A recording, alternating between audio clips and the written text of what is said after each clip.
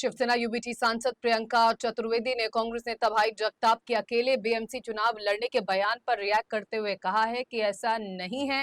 कांग्रेस महाविकास अघाड़ी का हिस्सा है और इस अघाड़ी में शामिल पार्टियों के कार्यक्रमों में वो लगातार पार्टिसिपेट कर रहे हैं। यहां तक कि ठाणे में मनसे द्वारा आयोजित एक विरोध प्रदर्शन में भी कांग्रेस ने हिस्सा लिया था। बीएमसी चुनाव अकेले लड़ने का फैसला किसी नेता के बयान से नहीं होता, बल्कि जब प्रदेश नेतृत्व इस पर कोई फैसला लेगा तब माना जाएगा।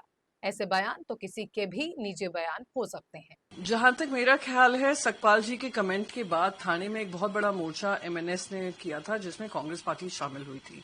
साथ ही साथ भाई जगताप जी जो कह रहे हैं, मैं मानती हूं, जहां तक मेरी समझ है, जो एमआरसीसी की प्रेसिडेंट हैं वो वर्षा गायकवाड़ जी हैं, तो डिसीजन उनके हाथ में होगा और जो भी डिसीजन होगा वो कांग्रेस का इंटरनल डिसीजन है वो। पर जहां तक मेरी समझ है, महाविकास अघाड़ी को लेकर हम लोग सब एक साथ ये लड़ाई लड़ रहे हैं और अगर किसी एक पक्ष को ऐसा लगता है कि इधर शामिल नहीं होना है या अकेले खड़े होना है, वो आगे के चर्चा का विषय होगा। पर इस समय पर थाने का प्रोटेस्ट रहा हो या बाकी सारे प्रोटेस्ट रहे हो, कांग्रेस हमारे साथ लगातार कंधे से कंधा मिलाकर प्रोटेस्ट में शामिल हुई है। देखिए, आप मीडिया कवर करते हैं, आप समझते हैं यहाँ की राजनीति क्या है और कांग्रेस पार्टी के अंदर की जो इंटरनल इश्यूज है मैं उसमें नहीं जाना चाहूंगी।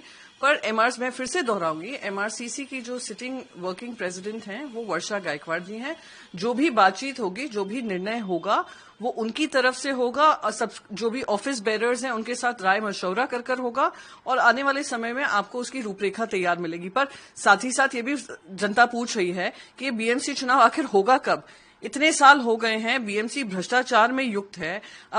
कल ही इतना बड़ा बजट पास हुआ है, वही इलेक्शन को ध्यान में रखते हुए जो एकनाथ शिंदे ने किया है। तो उससे स्पष्ट हो रहा है कि उनको जो मिसयूज करने का मौका दिया जा रहा है, फंड्स को मिसयूज करना, मिसअप्रोप्रिएट करना, वो लगातार जारी है। आज ही लाड़की बहन का आरटीआई निकला था। लाड़की बहन स्कीम के अंतर्गत इतने लोगों 160 करोड़ के ऊपर जो गफला हुआ है, वो स्पष्ट हो रहा है कि ये vote election for vote scam था, ये स्कीम फॉर वोट स्कैम था और ये सेम चीज बीएमसी के माध्यम से बीएमसी इलेक्शन ना घोषित कर चल रहा है।